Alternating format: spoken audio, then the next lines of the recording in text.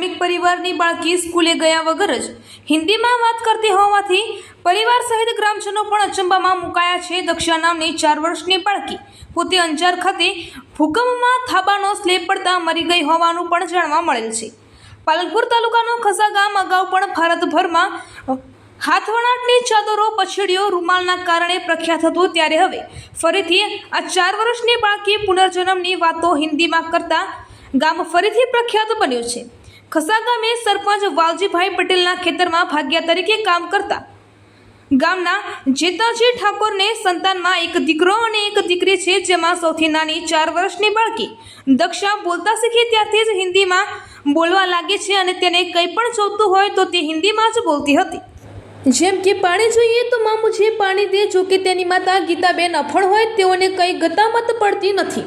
આ પરિવારમાં પણ તે હિન્દી બોલતી હોય તો દક્ષા લવારા કરે છે તેમ કહી કોઈએ તેની તરફ ધ્યાન ન આપ્યું હતું। સ્કૂલે ગયા વગર અને કોઈ પણ પ્રકારના ટીવી, સિનેમા કે સોશિયલ મીડિયાના માધ્યમ જોયા વગર પણ તેમજ આજુબાજુ પણ કોઈ પણ પ્રકારનો હિન્દીનો માહોલ ન હોવા છતાં દક્ષા હિન્દીમાં બોલવા લાગતા સૌ અચંબામાં મુકાયા છે। તેની પૂછપરછ કરતા ભગવાને તેણે અહીં મોકલી છે અને તે અંજારમાં હતી અને તેના માતા પિતા પણ અંજારમાં હતા અને ભૂકંપ વખતે થાબુ પડતા તે મરી ગઈ હોવાનું પણ રટણ કરે છે। પુનર્જન્મની વાતોથી તેમજ સાંકડો હિન્દી બોલતી દક્ષા અંગ્રેજી માધ્યમમાં ભણી સૈન્યમાં જોડાઈ દુશ્મનોને નાની યાદ કરાવી દેવાના સપના જોઈ રહી છે। મારી દીકરી હિન્દીમાં વાત કરતી હતી, જેથી અમને અલગ લાગતું હતું, પણ જેમ જેમ તે વાત કરતી હતી ત્યારે તે પુનર્જન્મમાં અંજારમાં ભૂકંપમાં તેનો જન્મ થયો હોય તેવું રટણ કરતી હતી, જેથી અમે તેની વાતને સાચી માનીને અમે પણ અચંબામાં મુકાઈ ગયા છીએ।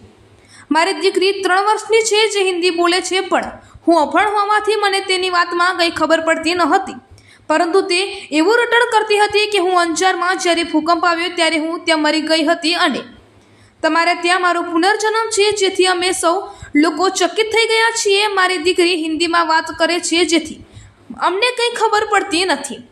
અંજારમાં ભૂકંપ આવવાથી હું મરી ગઈ હતી, મારો અહીંયા પુનર્જન્મ થયો છે।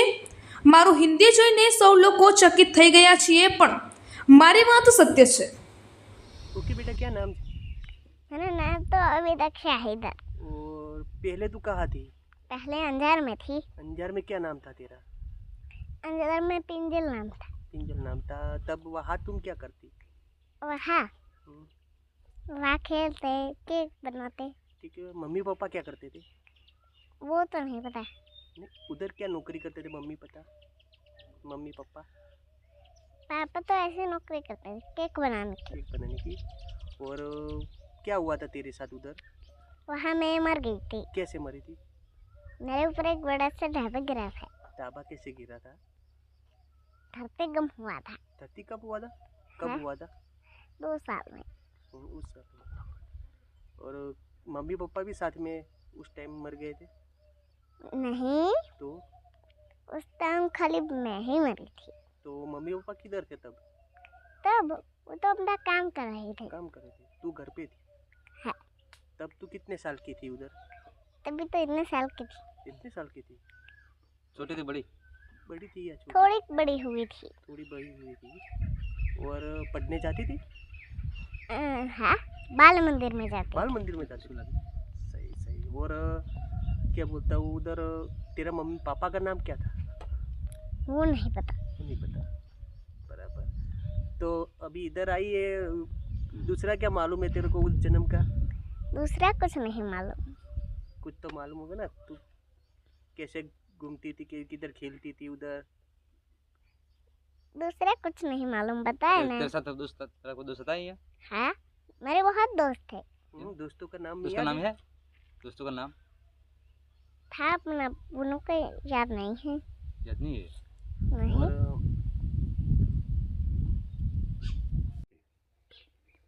કાકા શું આ છોકરી તમને આમ જે હિન્દી બોલે અને તમે અલગ અલગ मतलब अरे बचपन से बोलती थी थोड़ी हिंदी, पर जब हिंदी बोली ने मम्मी ने खबर ना पड़ी कि मम्मी मारा बिस्तर कहाँ पड़ा है।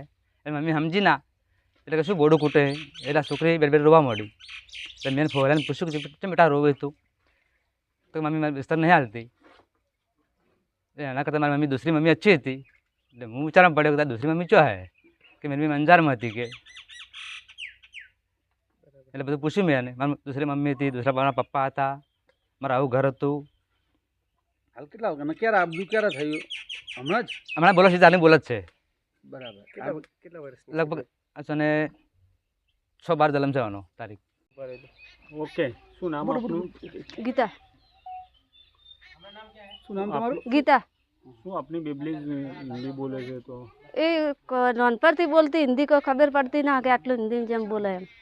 એ કે મારે અંજારમાં જલમ હતો, હું બાળ મંદિરમાં ભણવા જતી હતી, ધરતી કોમ છું એટલે ડટાઈ ગઈ હતી. એને મારે જલમ હોય લીધો બસ. શું કહો છો તો તમારી છોકરી આવું બોલે છે અત્યારે બધા જોવા આવતા હશે વસ્તી ખૂબ લોકો જોવા આવતી ગમની શું કહે છે લોકો બધા કે ચેમ આટલું આવડી છે ને ખૂબ હિન્દી પાવરમાં બોલે. નિહાળ મોકલેલી તમે? ના એમને જ શીખી? એમ નામ શીશી. અત્યારે તમને ક્યારે ખબર પડી? આ પછી અમને તો રહી રહીને ખબર પડી. એ બોલતી કોઈ ખબર ના પડતી હિન્દીમાં. શું કહે? એક બે શબ્દો કહેજો તમે. શું કહે રહી? શું બોલે છે હિન્દીમાં? શું કહે? હિન્દી બોલે હું સમજતી જ નહીં, હું ગુજરાતમાં બી બોલા.